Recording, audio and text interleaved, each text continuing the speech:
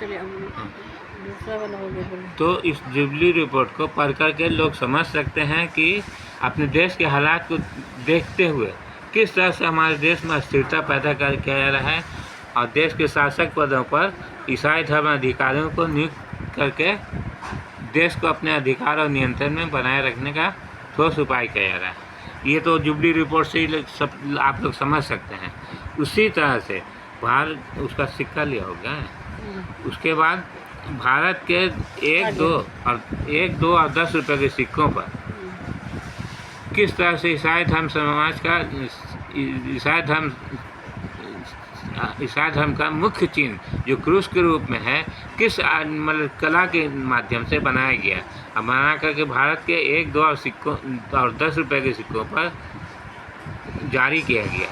लेकिन हम भारत के लोग तो केवल फूट के माध्यम से उत्तेजित होते हैं, जागते हैं, लेकिन असली वजह पर लोग देख कर के भी अनदेखा कर रहे थे।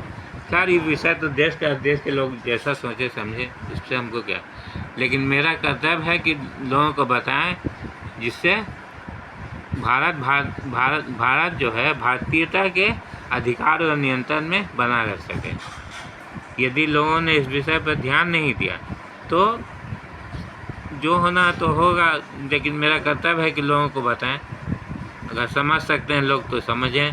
इसी तरह से संयुक्त राष्ट्र सुरक्षा भारत में दुनिया में पृथ्वी पर ईसाई धर्म संस्थान के महाचतुर लोगों ने ऐसा वातावरण बना दिया है जिससे ईसाई संगठित शक्ति तो अपनी शक्ति बढ़ाते जाएं और दुनिया के सभी देशों पर हावी होकर के उनको जड़ों से उखाड़ फेंकने का प्रयास करते रहे। उदाहरण के रूप में इजराइल है।